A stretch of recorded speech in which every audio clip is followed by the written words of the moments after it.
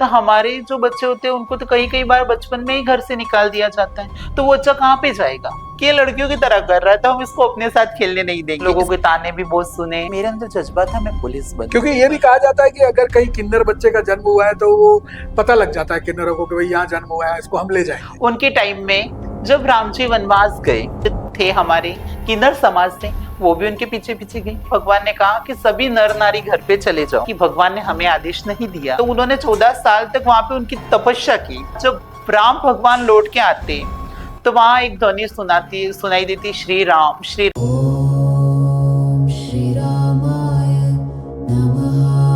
वहां किन्नर समाज के लोग खड़े थे, उनको देख के भावुक हो चुके, और भगवान ने कहा कि आज से आप किसी के लिए दुआ करोगे तो आपकी दुआ फलेगी।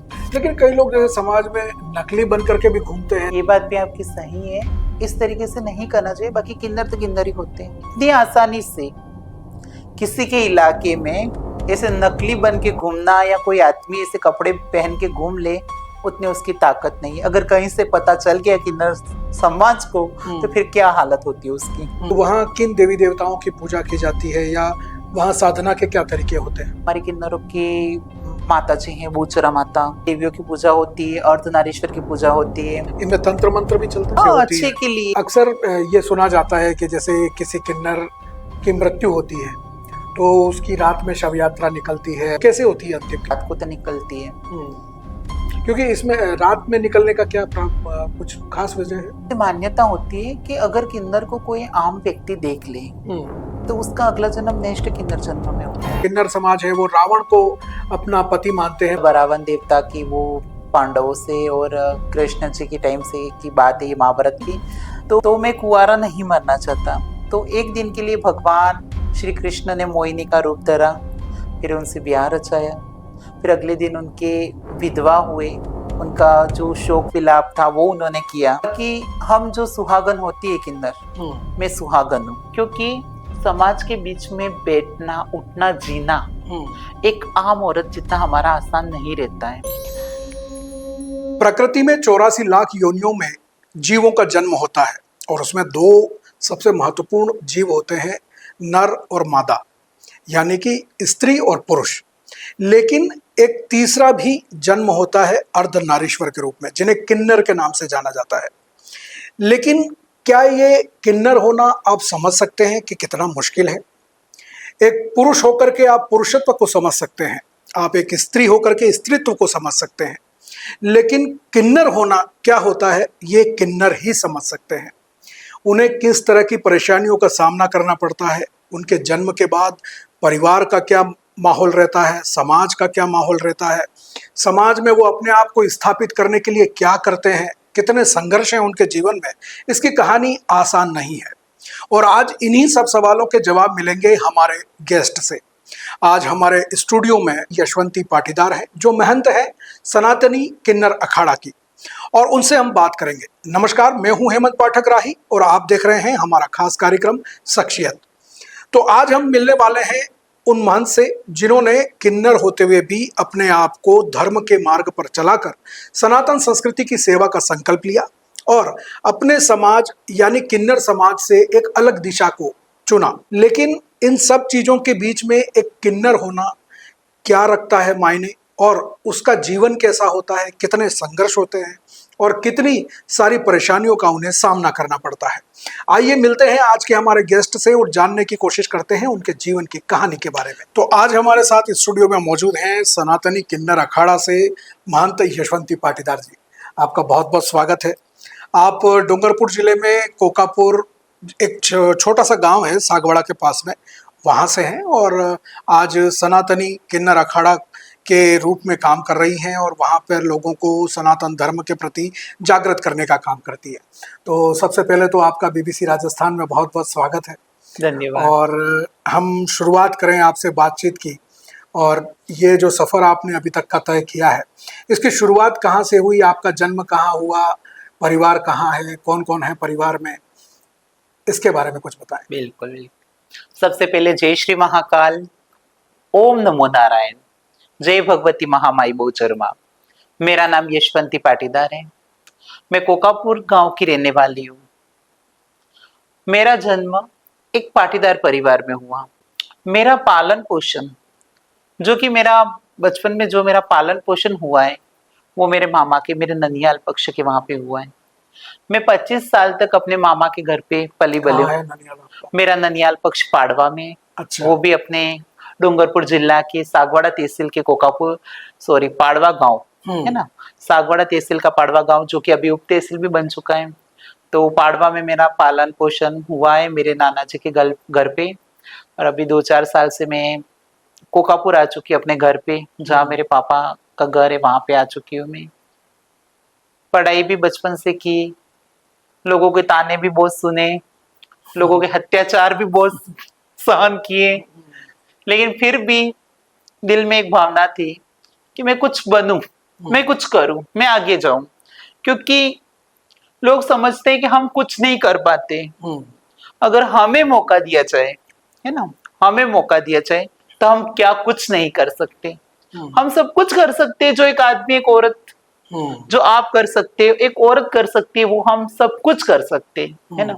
हम भी सरकारी नौकरी पे लग सकते हैं, हम भी सीमा पे खड़े होके देश की रक्षा कर सकते हैं, हम भी पुलिस की वर्दी पहन सकते हैं, हम भी काला कोट पहन के वकील बन सकते हैं। हम क्या कुछ नहीं कर सकते। हम कहाँ से अनविकसित है, हम भी आपकी तरह विकसित हैं। लेकिन जो सबके लिए नहीं है, लेकिन जो एक मानसिकता कहीं बनी हुई है कि ये तो किन्नर है, ये क्या ही कर सकती है, तो उस मानसिकता को बदलने का बेड़ा मैंने उठाया है। पहली बार कब पता चला आपको कि आप किन्नर हैं, और उसके बाद में आपके परिवार का, माँ बाप का रिएक्शन क्या था? पहली बार जब मैं 10-12 साल की थी, स्कूल में पढ़ रही थी, तो मम्मी सुबह में नहलाती, है ना, नहला धुला के वही स्कूल भेजती। तो कई मेरे जेनेटिक अंग जो थे वो विकसित नहीं थे। तो एक दिन ऐसे ही मम्मी नहला रही थी, तो आस पड़ोस में किसी ने, कोई मम्मी की फ्रेंड से या कुछ होगी, तो कहा कि यार तेरा बच्चा 10-12 साल का हो चुका है और कुछ कमी दिखी होगी उनको। उसके बाद मम्मी ने ये बात पापा को कही, और वो लोग मुझे कई डॉक्टर के पास लेके गए। तो वहां पे जेनेटिक अंग विकसित नहीं था, जो कुछ था वो तो पता चल ही गया उनको। तो वहां पे तो मेरे 10 साल या 12 साल के होने के बाद मेरे भाई का जन्म हुआ है। अच्छा। फिर तो मेरा लालन पोषण, मेरा रहना लेना सब मेरे मामा के घर पे, मेरे ननियाल पक्ष में ही होना, वहां भेज दिया? हाँ, वही हो शुरू हो गया। क्योंकि एकदम से घर में पता चला कि मैं अलग हूँ, तो फिर वहां पे जो लोगों का मुझे दुल्हार प्यार जो मिलना चाहिए एक बच्चे को, वो मेरे लिए खत्म हो चुका था। लेकिन इन सब के बीच में जो मेरी नानी जी हैं, आज वो स्वर्गवास हैं, आज वो हमारे बीच में नहीं है। उनका प्यार कभी मेरे लिए कम नहीं हुआ। उन्होंने कभी मेरे लिए प्यार कम किया ही नहीं। मुझे पाला पोसा, बड़ा किया, पढ़ाया लिखाया। आज उन्हीं के संस्कार मुझ में। तो आज मैं सनातन से जुड़ी, मैंने पढ़ाई की, मैंने पुलिस के एग्जाम दिए, अपने समाज के लिए खड़ी रहती हूँ, अपने देश के लिए, देश हित की भावना है। सब संस्कार मुझे अपने ननियाल पक्ष से, अपनी नानी जी के घर से मिले। ये जो जब इस बात का पता चला कि आप किन्नर हैं, तो परिवार की तरफ से, और परिवार की तरफ से तो आपने बताया कि किस तरह का क्या माहौल था, क्या समाज में उसकी स्वीकृति थी, या वहाँ पे भी आपको किस तरह से तिरस्कार या कुछ ऐसा झेलना पड़ा, या स्वीकार्यता थी? जी, ये बात भी सही है कि जब तक पता समाज को, तो जब मैं बड़ी हुई, 25 साल की हुई, तब पता चला कि मैं किन्नर हूँ। बाकी जो घर की बात थी उसको घर में ही दबा के रख दिया था। अच्छा। लड़का है, पढ़ रहा है, मामा के घर पे बड़ा हो रहा है, स्कूल जा रहा है, पढ़ाई कर रहा है, ठीक है ना। नाम रखा गया मेरा यशवंत। लेकिन यशवंत पैंट शर्ट में खुश नहीं था। यशवंत लड़कों की तरह बाल कटवा के लड़कों की तरह रहना नहीं चाहता था, क्योंकि वो अंदर से यशवंती थी, उसको यशवंती बन के जीना था, है ना। तो फिर मैंने जो मेरे अंदर की यशवंती थी वो बन के फिर मैं जी दुनिया में। तो जब आप 10-12 साल के थे, फिर धीरे धीरे मामा के घर पे आपका पालन पोषण हुआ, आपके दोस्त लोग भी रहे होंगे, आपके मित्र मंडल भी रहे होंगे, उनमें लड़के थे, लड़कियां थी, उन लोगों का क्या रिस्पॉन्स रहता था और और आपका डेली रूटीन क्या होता था? मतलब वही रूटीन डेली था, स्कूल जाओ, घर पे आओ, बच्चों के साथ खेलो। ज्यादातर मेरी दोस्त लड़कियां ही रही है, लड़कों के बीच में तो बहुत कम ही रही हूँ मैं, हम्म, क्योंकि वही मेरे जो हाव भाव, चलना बोलना, लड़कियों की तरह शर्माना, लड़कियों ड्रेसअप की भी वैसे ही रहता था लड़कियों नहीं, जैसे? लड़कों की तरह रहता अच्छा, था, लेकिन लड़की की खाल में लड़की थी, अच्छा। तो वो लड़कों को शायद पसंद नहीं आता था कि ये लड़कियों की तरह कर रहा है, तो हम इसको अपने साथ खेलने नहीं देंगे, इसको हम हम्म, अपने साथ रहने नहीं देंगे। और लड़कियों के साथ अगर मैं रहती तो मेरा जो लड़के का बनावट देख के लोगों को ये कि जैसे कि मैं 22-21 साल की थी, ये लड़कियों के साथ रह रहा है, लड़का है क्या कुछ नहीं, तो मैं ना तो लड़कियों के साथ रह पाई, ना ही लड़के के साथ रह पाई। बस अकेलापन, तन्हाई, यही मेरे जीवन के, तन्हाई और अकेलापन मेरे जीवन के सबसे बड़े दोस्त रहे मेरे जीवन में। जी। आपकी पढ़ाई लिखाई कहाँ हुई और कहाँ तक आपने पढ़ाई की? मैंने पाड़वा गांव में 12वीं तक पढ़ाई की।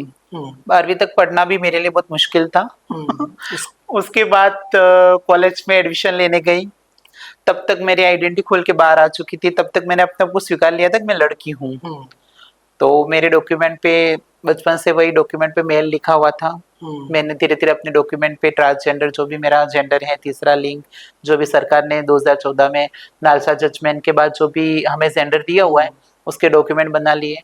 तो कॉलेज वालों ने मुझे कई कई जगह पे मुझे एडमिशन देने में आनाकानी की। पहले तो जाती मैं एडमिशन लेने, वहां से थोड़ा बाहर निकलती, आज भी मेरी वही आदत पड़ी हुई, कोई मेरे बारे में कुछ कह तो नहीं रहा है पीछे से सुनना, तो वही हंसी मजाक, इसको कौन एडमिशन देगा, कहाँ से उठ के आ गई है, हम्म, वही सुनने को मिलता। लेकिन फिर भी मुझे, मैंने हार नहीं मानी। मेरे स्कूल छूटने के बाद, मैंने 12वीं उत्तीर्ण करने के बाद, मुझे 8 साल बाद सागवाड़ा की गुरुकुल कॉलेज ने हम्म, मुझे खुले दिल से एडमिशन दे दिया। उन्होंने जैसे ही मैं वहां पे गई तो उन्होंने एडमिशन के लिए हामी भर दी। हम्म, भरत जी करके सर थे, उन्होंने हामी भर दी। फिर मैंने फोन पे, उन्होंने बताया कि मैडम आप आ जाना, सुबह में आपका एडमिशन हो जाएगा। फिर मैंने उन्होंने कहा सर मैं किन्नर हूँ। हम्म, तो उन्होंने कहा उससे कोई फर्क नहीं पड़ता, आप पढ़ना चाहते हो ना, हम्म, आप कोई भी जेंडर हो, उससे हमें कोई फर्क नहीं पड़ता। तो गुरुकुल कॉलेज के ये काफी मेरे पे उपकार रहा कि मुझे जो मेरी पढ़ाई छूट गई थी, मैं पढ़ना चाहती थी आगे, हम्म। तो उन्होंने मुझे एडमिशन दिया। तो मैं राजस्थान, पूरे राजस्थान की सेकंड किन्नर हूँ जिसने ट्रांसजेंडर डॉक्यूमेंट से एडमिशन लिया, और जिले की फर्स्ट, डूंगरपुर जिले की वागड़ क्षेत्र की फर्स्ट किन्नर हूँ जिसको कॉलेज में आज एडमिशन मिला ट्रांसजेंडर डॉक्यूमेंट से। तो ये जब आप कॉलेज तक का सफर कर रहे थे और इस दौरान नेगेटिव थॉट्स तो और नेगेटिव बातें तो बहुत सुनी होंगी आपने, बिल्कुल। लेकिन इस दौरान आपको कोई ऐसा व्यक्ति भी मिला या ऐसे लोग भी मिले होंगे जो आपको लेकर के पॉजिटिव थे या जिनका बहुत ज्यादा सपोर्ट रहा, ऐसे किन व्यक्तियों को आप मेरे जानती गुरु, हैं? अच्छा। मेरे गुरु, सबसे पहले जब मैं कहीं भी डगमगा जाती हूँ, कहीं भी मैं हार जाती हूँ, वहां मेरी गुरु आके खड़ी हो जाती है। राजस्थान का पहला एडमिशन है मेरी गुरु का, पूरे राजस्थान का, नूर शेखावत जयपुर से। हम्म, मेरे गुरु ने मुझे कहीं हारने नहीं दिया। हम्म, मैं जहां वीक हुई वहां मेरी गुरु मेरे लिए खड़ी हो गई। और मेरे गुरु के कर्मों से ही आज मैं जो भी हूँ, मेरे गुरु के कर्मों से ही हूँ।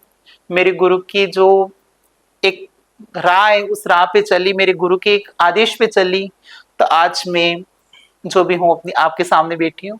सबसे मेरा बेक सपोर्ट रहा है मेरे गुरु। उनसे पहली मुलाकात कहाँ हुई आपकी, कैसे हुई? उनसे पहली मुलाकात तो मैंने सोशल मीडिया पे उनके वीडियोस देखे थे। उनके बाद किसी ने मुझे डराने की कोशिश की, हम्म, इसी तरीके से कहीं मेरी न्यूज पे वीडियो वायरल हो रहा था। अच्छा। मैंने आरक्षण की मांग रखी थी, अशोक जी गहलोत साहब जो हमारे पहले मुख्यमंत्री थे, हम्म, तो हमारे डूंगरपुर में कई थाना करके गांव है, वहां पे उनकी जन सुनवाई थी। अच्छा, तो वहां मैंने आरक्षण की मांग उठाई। क्या था वो किस्सा? वो किस्सा ये था कि वहां पे मैं जब, मैंने पहले भी 12वीं के बाद हम कांस्टेबल के एग्जाम दे सकते पुलिस हम्म, के, तो मैं एग्जाम फाइट करने के लिए फॉर्म भरने जाती, तो वहां पे मेल फीमेल दो ही कॉलम थे। मैंने अधिकारियों से बात की, तो उन्होंने कहा कि आप अपने आप को फीमेल समझती हो तो फीमेल में भर दो, हम्म, आप अपने आप को मेल समझते हो तो मेल में भर दो। तो मैंने कहा मैं ना मेल हूं ना फीमेल हूं, हम्म, मैं क्यों भरूं उसमें, मेरा तो मेल फीमेल से कुछ लेना देना है नहीं, है ना। मुझे नकली आदमी नकली औरत नहीं बनना है। मैं किन्नर हूँ तो मुझे किन्नर बन के जीना है ना। मैं जो हूँ उसको मैं एक्सेप्ट करती हूँ। मैं क्यों नकली आदमी नकली औरत बनूं, है ना। वह असली का कितना जीवन संघर्ष है, तो मेरा नकली का तो फिर क्या ये होगा। सही बात है। तो मुझे भैया आप किन्नर हो तो किन्नर का मुझे कॉलम दे दो, मुझे थर्ड कॉलम चाहिए। तो मैडम एक काम करना, अभी अशोक जी जो मुख्यमंत्री साहब है उनकी जन सुनवाई है, तब जन सुनवाई में अपना ज्ञापन लगा देना। मैंने जन सुनवाई में ज्ञापन लेके मैं खड़ी होगी, बहुत सारे लोग थे, बहुत सारी भीड़ थी, उनके बीच में मैं भी खड़ी हो गई। सर ने पहली नजर में तो मुझे देखा कोई लेडीज खड़ी है, फिर मैंने चिल्लाया, तालियां दो बजाए, अच्छा। पता चला कि ये कोई अलग है। फिर वहां पे उनके पास जो खड़े थे उन्होंने भी कहा कि कोई अलग ही है, तो उनसे उनकी क्या समस्या आप पूछो। सर 2 मिनट रुके, मैंने बात की कि साहब मैं पढ़ रही हूँ, मैंने पुलिस के एग्जाम दिए हुए, लेकिन मैं हर बार मेल फीमेल में भरवाते, मेरा कोई कॉलम ही नहीं है, तो आप मुझे तीसरा कॉलम देने का कष्ट करें, क्योंकि नालसा जजमेंट 2014 जो आ चुका है उसमें मुझे मेरा आइडेंटिफाइड करने का मुझे अधिकार है ना। मेरा जो नालसा जजमेंट में आपने मुझे तीसरा कॉलम मुझे दिया हुआ है, तीसरा जेंडर का हक हमें दिया हुआ है, तो फिर आप मुझे वो कॉलम राजस्थान में चाहिए। उसके बाद से मैंने जो भी एग्जाम दिया उसमें थर्ड जेंडर आ चुका है। अच्छा, तो जब हम बात करते हैं थर्ड जेंडर की, तो जैसा आपने बताया, क्योंकि अधिकतर एग्जाम हो या कोई भी एडमिशन हो, थर्ड जेंडर की जीत, एक बार मैं बताना चाहूँ, थर्ड जेंडर की जीत इस बात पे रही मेरी, मैंने मेल या फीमेल से डॉक्यूमेंट से मैंने एडमिशन इसलिए नहीं लिया कि मैं आगे जाके मुझे थर्ड जेंडर के लिए हूं, तो मैं थर्ड जेंडर, जैसे कि आप राजा राम जी हमारे भगवान हैं, उनके टाइम में जब राम जी वनवास गए, तो वनवास के टाइम पे उनके पीछे सभी नर नारी अयोध्या के सभी लोग गए, तो उसमें हमारे बड़ी माइया बड़े बुजुर्ग थे हमारे किन्नर समाज से, वो भी उनके पीछे पीछे गए, क्योंकि राम जी भगवान तो सबके हैं, ऐसा तो ये नहीं भगवान किसी नर नारी के, सभी के हैं, किन्नरों के नर नारी के सबके भगवान होते हैं। तो हमारे समाज पीछे पीछे गई, तो भगवान ये कहना चूक गए, भगवान ने कहा कि सभी नर नारी घर पे चले जाओ। तो हम तो ना नर में थे ना नारी में थे, तो उन माइयों ने सोचा कि भगवान ने हमें आदेश नहीं दिया, तो उन्होंने 14 साल तक वहां पे उनकी तपस्या की। तपस्या करने के बाद जब राम भगवान लौट के आते, तो वहां एक ध्वनि सुनाई देती, श्री राम श्री राम। तो यहाँ नदी पे ऐसा कौन खड़ा है जो आज भी मेरा इंतजार कर रहा है और मेरा नाम लेके पुकार रहा है। तो वहां किन्नर समाज के लोग खड़े थे, और किन्नर समाज के लोग जब खड़े थे तो भगवान ने उनको देख के भावुक हो चुके, और भगवान ने कहा कि आज से आप किसी के लिए दुआ करोगे तो आपकी दुआ फलेगी, है ना, और कलयुग में आपका राज आएगा, है ना। तो भगवान की वरदान किन्नरों को आज भी मिला, तो तब उन माइयों ने वापिस नर नारी के लिए आदेश आया, तो उन्होंने वापस लौटना उचित नहीं समझा, क्योंकि भगवान ने हमें नहीं बोला यूं करके।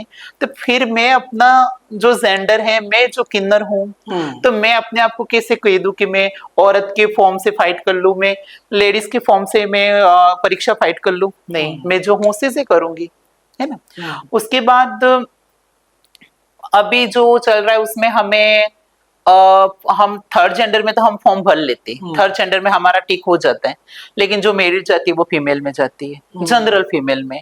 तो मेरा मानना ये है कि अगर कर्नाटक देश का पहला राज्य है जहां पे ट्रांसजेंडर व्यक्तियों को 1% आरक्षण मिलता है, कई राज्यों में आरक्षण मिलता है, तो मैंने भी काफी एग्जाम दिए हुए, अब हमारे समाज के बच्चे भी काफी एग्जाम देते, कई जगह पे पढ़ रहे हैं, तो हमें थोड़ा सा आरक्षण मिला होता या 1% भी आरक्षण मिला होता तो आज हम भी सरकारी पदों पे होते राजस्थान में।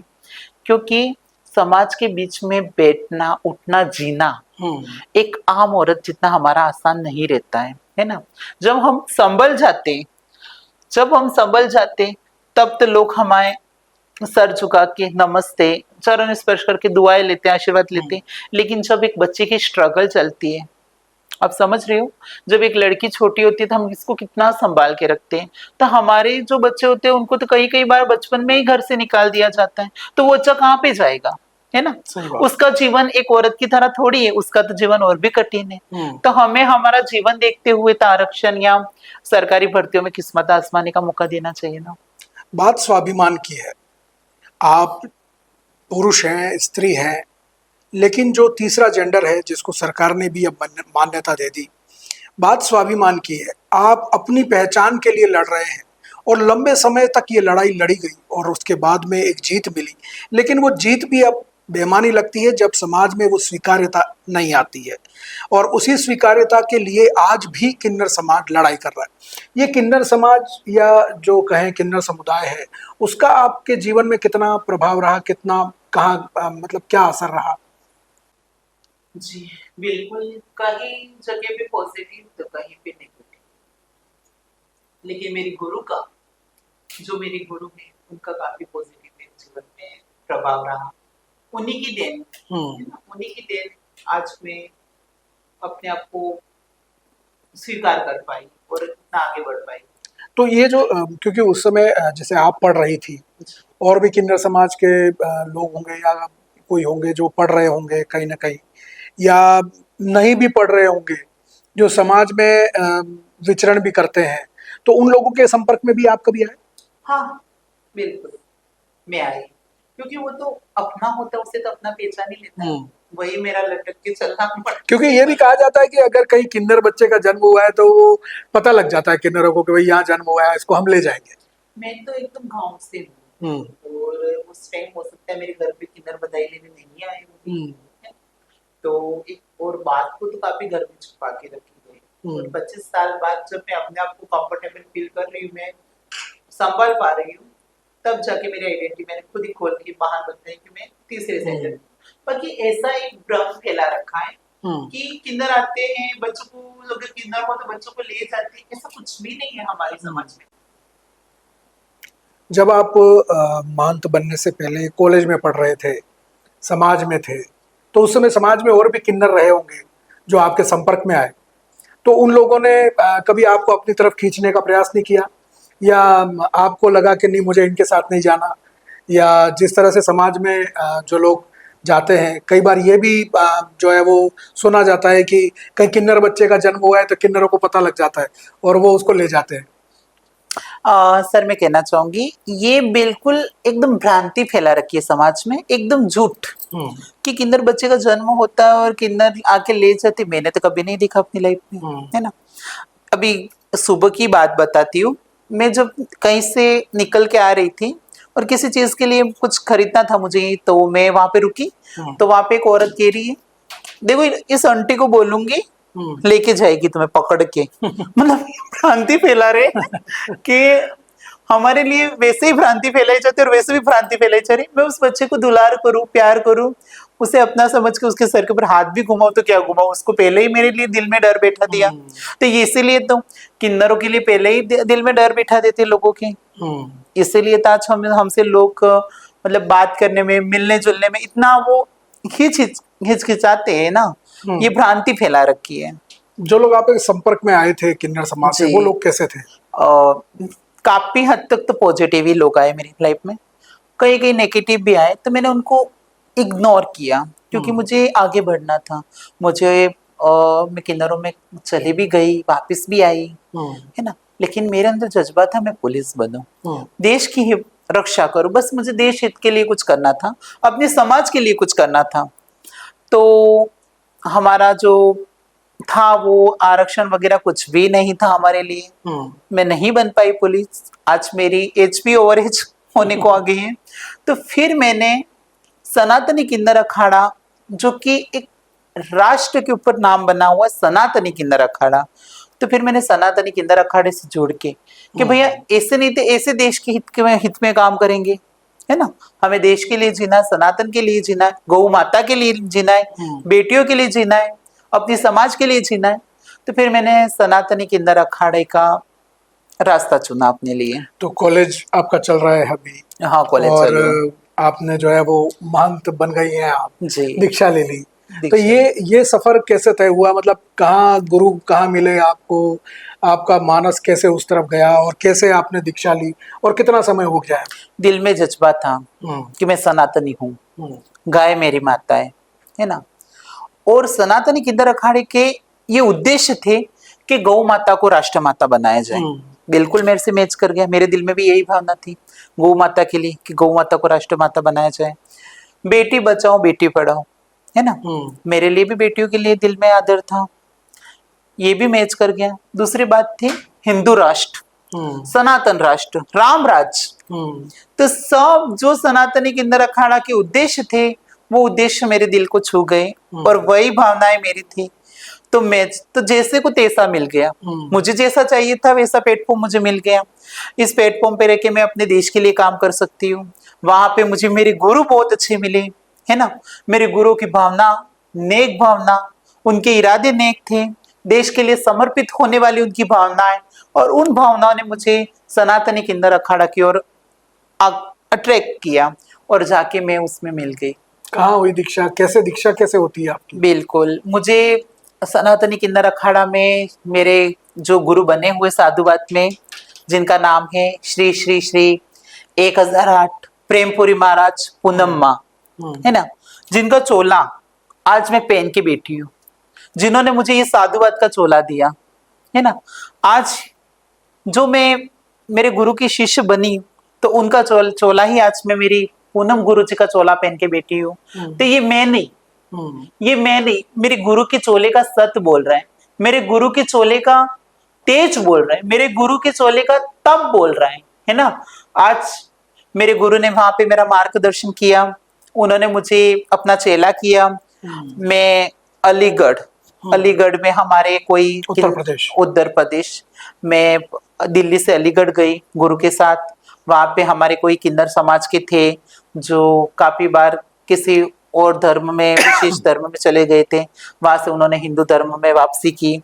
तो वहां पे मेरा भी महंत की मुझे जो भी उपाधि दी गई, और वहां पे मुझे जो भी मेरी बड़ी गुरु ने, बड़ी माइया जो हमारे सनातनी किन्नर अखाड़े की आचार्य हैं, आचार्य श्री माँ कौशल्या माँ, हमारी भवानी माँ, हमारी डोली माँ, हमारी प्रेमपुरी महाराज पूनम माँ, हमारे मुंबई से गौरी सावंत माँ, उन माँ के, और वहां पे काफी माइया थी जिनके नाम मैं यहाँ पे नहीं ले पा रही, भूल भी रही हूँ नाम, लेकिन कहीं हमारे महामंडेश्वर माइया, महंत माइया, पीठाधीश्वर माइया, हमारे आचार्य, उनके नेटवर्क में मुझे राजस्थान से पहली सनातनी किन्नर अखाड़े की महंत बनी हुई हूँ।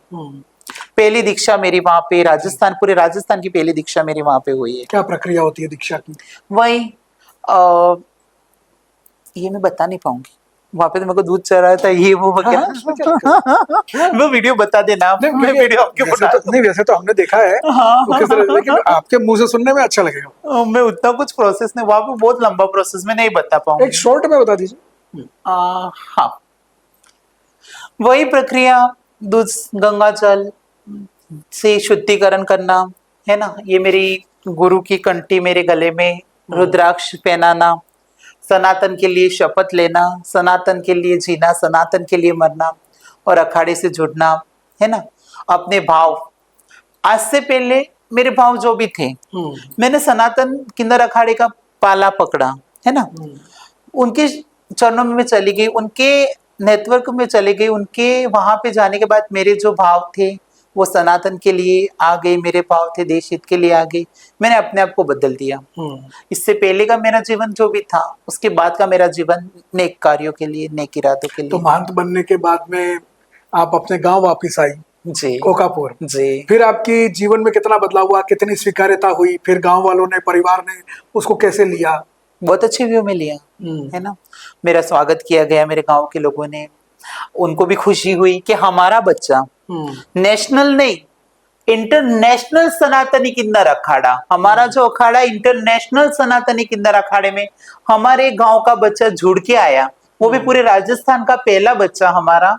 तो मेरे गांव के लोगों की खुशियों का कोई पार ही नहीं था। मेरे गांव के तो वो लोगों की खुशियों का पार था ही नहीं, मेरे आसपास के गांव के लोगों का, भासोर, पादरा, पाड़वा, ओड, मोवाई वगैरह सभी, मतलब मैं गांव के नाम नहीं भी ले पा रही हूँ, तो मेरे पूरे पाटीदार समाज, मेरा पूरा वागड़, सर्व समाज को खुशी है कि आज मैं महंत के रूप में सनातनी किन्नर अखाड़े से जुड़ी हूँ।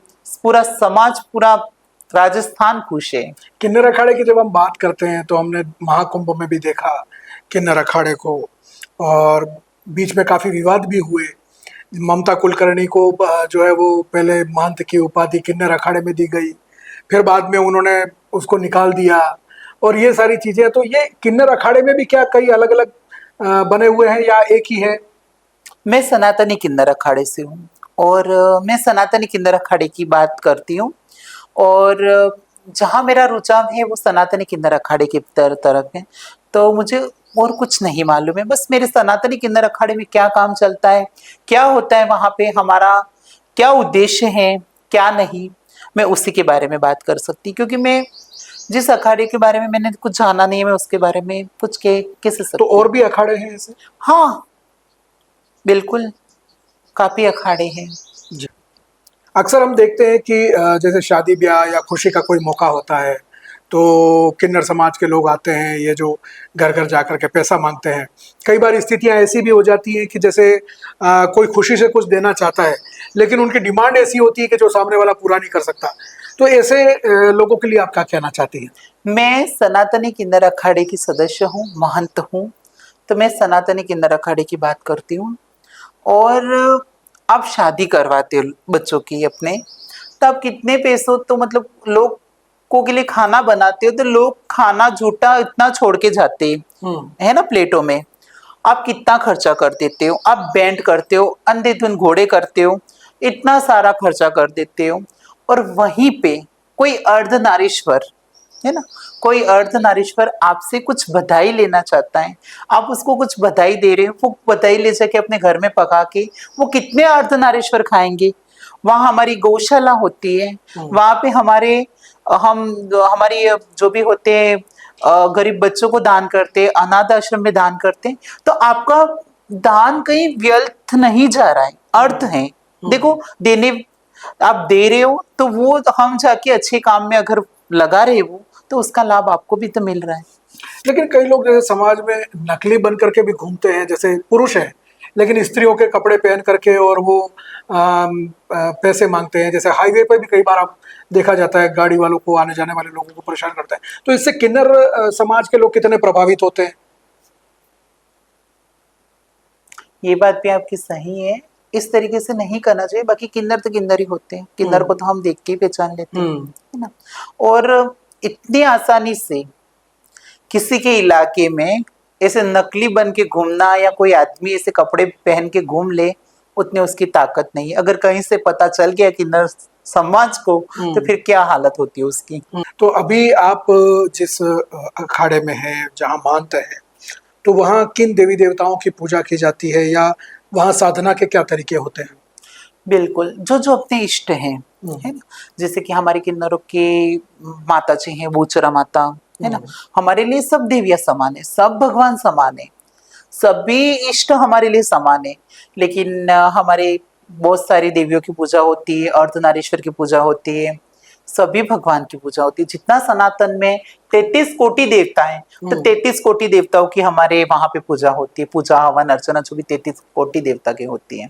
इनमें तंत्र मंत्र भी चलता है, तांत्रिक क्रियाएं, मांत्रिक क्रियाएं जैसे हाँ, होती अच्छे है? के लिए देखो, आज आप देख सकते हैं हिमालयों में कहीं हमारे साधु जो कई हजारों सालों से तप कर रहे, जप कर रहे, है ना। हिमालयों में वो साधु तप जप कर रहे, उस तप से आज ये सृष्टि चल रही है ना। तो अगर वो जप तप ना हो तो कल को कल की अवतार हो जाए, है ना। इतना पाप सृष्टि पे हो रहा है, ये सृष्टि फिर भी चल रही है। तो वो कहीं ना कहीं हमारे साधु संतों के, हमारे किन्नर साधु संतों के जो तप जप जो भी हम कर रहे, वो कहीं ना कहीं तो भगवान देख रहे हैं कि हर जगह तो पाप नहीं फैला हुआ है। कहीं पे तो जप भी है, तप भी है, कहीं कहीं पे तो हवन है, पूजा है, पाठ है, वो सब तो हो रहा है। आपको महंत बनने के बाद में साधना का क्या पद दिया गया? मतलब आपकी दिनचर्या क्या रहती है, क्या तप करना होता है? वही, सुबह में उठती हूँ, सूर्य नारायण को नमन करती हूँ, नहाती धोती हूँ, उनको जल अर्पण करती हूँ, तुलसी मैया को जल अर्पण करती हूँ, मेरी जो कुल देवी है, मेरी इष्ट देवी है, उनकी पूजा अर्चना करती हूँ, है ना। और अपना जो दैनिक कार्य वो करती हूँ।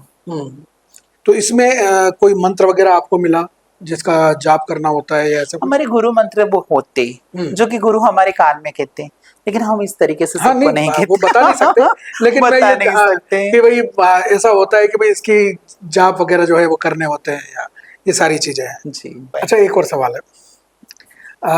अक्सर ये सुना जाता है कि जैसे किसी किन्नर की मृत्यु होती है तो उसकी रात में शव यात्रा निकलती है और उसको उसका मतलब एक अलग ही तरह का जो है वो जूतों से रहता है। चप्पलों से पीटा जाता है। हाँ, पता नहीं नहीं। नहीं नहीं नहीं, ऐसा कुछ भी नहीं है, मैंने तो नहीं देखा। अच्छा। मेरे भी आज एज होगी, मैं भी इतने सारों से किन्नर समाज में आती जाती हूँ, मैंने तो ऐसा कुछ भी नहीं देखा। तो कैसे होती है अंतिम क्रिया? वही जैसे आम लोगों की आपकी होती दिन है में भी उस, निकलती है शव हाँ, यात्रा? दिन में नहीं निकलती। अच्छा। दिन में मैंने देखी नहीं, लेकिन रात को तो निकलती है। हम्म।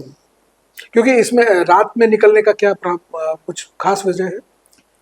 यही कि ऐसे मान्यता होती है कि अगर किन्नर को कोई आम व्यक्ति देख ले हम्म। तो उसका अगला जन्म नेक्स्ट किन्नर जन्म में होता है, अच्छा। किन्नर योनि में होता है। मैंने सुना है, मैं हम्म। इसके ऊपर पुख्ता सबूत के साथ नहीं कह सकती, मैंने भी सुना है कहीं पे, और सुनी सुनाई बात मैं बता रही हूँ, बाकी ये पुख्ते सबूत के साथ मैं नहीं कह रही हूँ। एक और ऐसी मान्यता है या क्योंकि देखा भी है हमने कि जैसे किन्नर समाज जो है वो विवाह तो करते नहीं है, है ना, उनसे कोई विवाह करता भी नहीं है। हालांकि अब जो है वो एलजीबीटी समुदाय को लेकर के और एक जब से भारत देश में नया कानून बना है तो कई बार समलैंगिक विवाह हो भी जाते हैं, लेकिन अक्सर जो किन्नर समाज है वो रावण को अपना पति मानते हैं, मंगलसूत्र पहनते हैं। अरावण को माफ कीजिएगा। और फिर उनके नाम से जो है वो साल भर में एक उत्सव होता है जहाँ पे जाकर के वो अपना मंगलसूत्र उतार देते हैं, चूड़ियां फोड़ देते हैं और विधवा का रूप लेते हैं। ये क्या कहानी ये है महाभारत इसके के टाइम से है ना, हम्म। महाभारत के टाइम से, जब रावण देवता की वो पांडवों से और कृष्ण जी के टाइम से की बात है ये महाभारत की।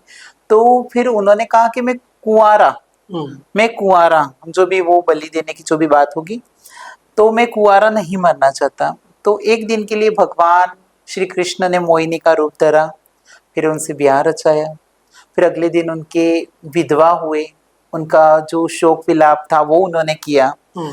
तो वो एक महाभारत की टाइम की बात है। तो आज भी हमारे मतलब कई क्षेत्रों में ये आज भी परंपरा चलती है हमारी। जी।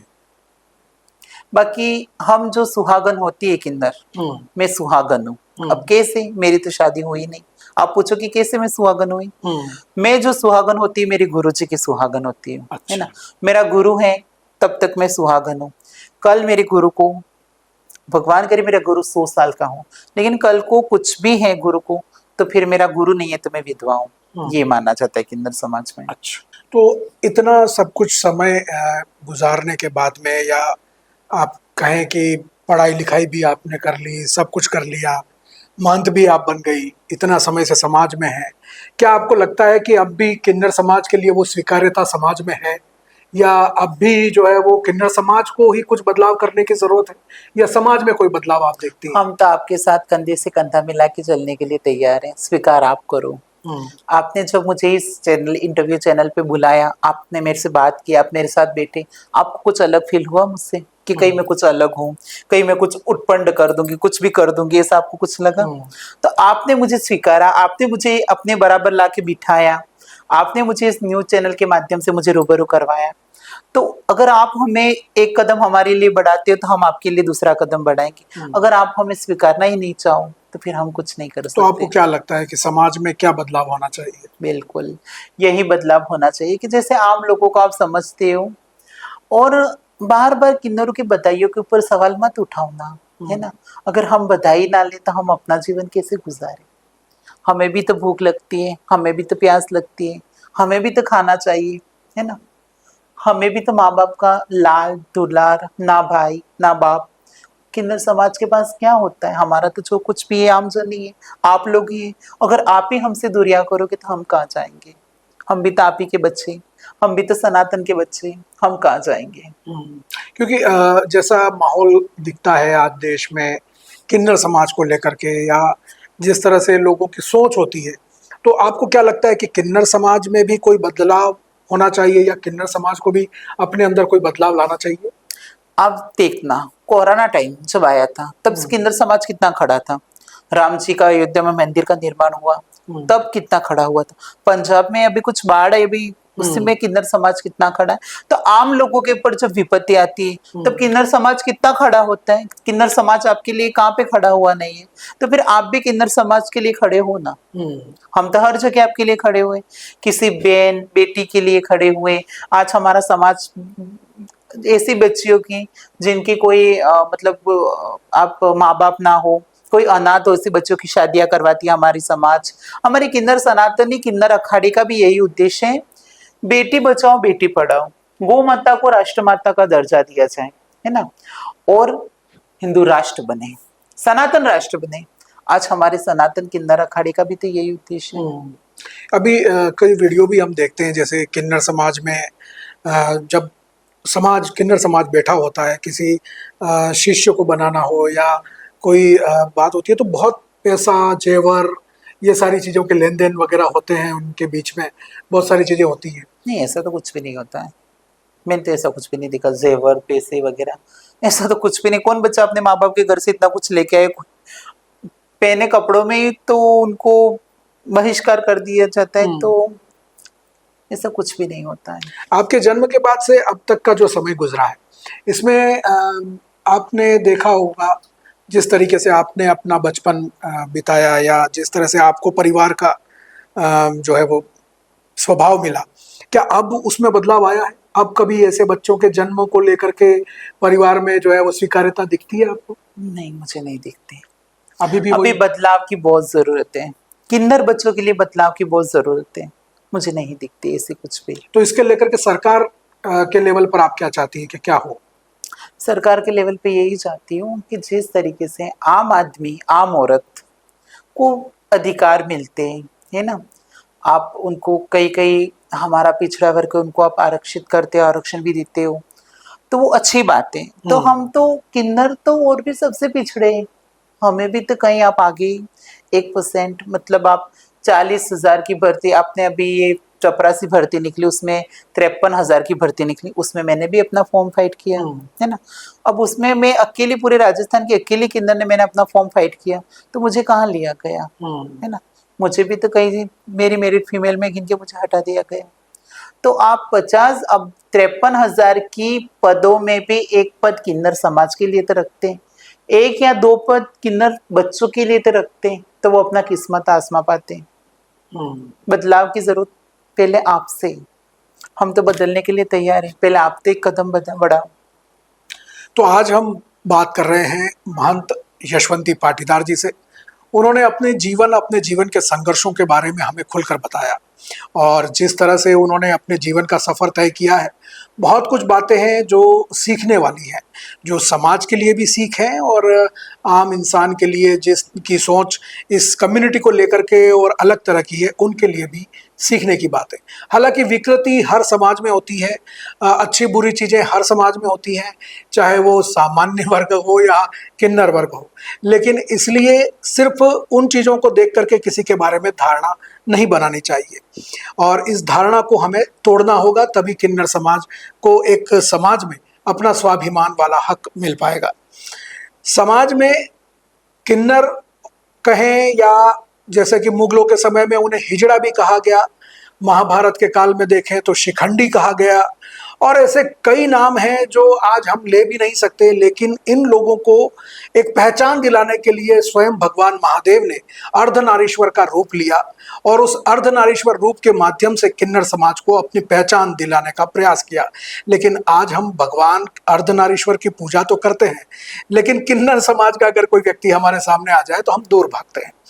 ऐसा न हो, समाज में एक सुधार आए, एक बदलाव आए, एक सोच में जो है वो बदलाव आए, ये जरूरी है। तो आज का कार्यक्रम आपको कैसा लगा आप ज़रूर बताएं। आप हमारे YouTube, Instagram, X और Facebook पे आप इसको देख सकते हैं।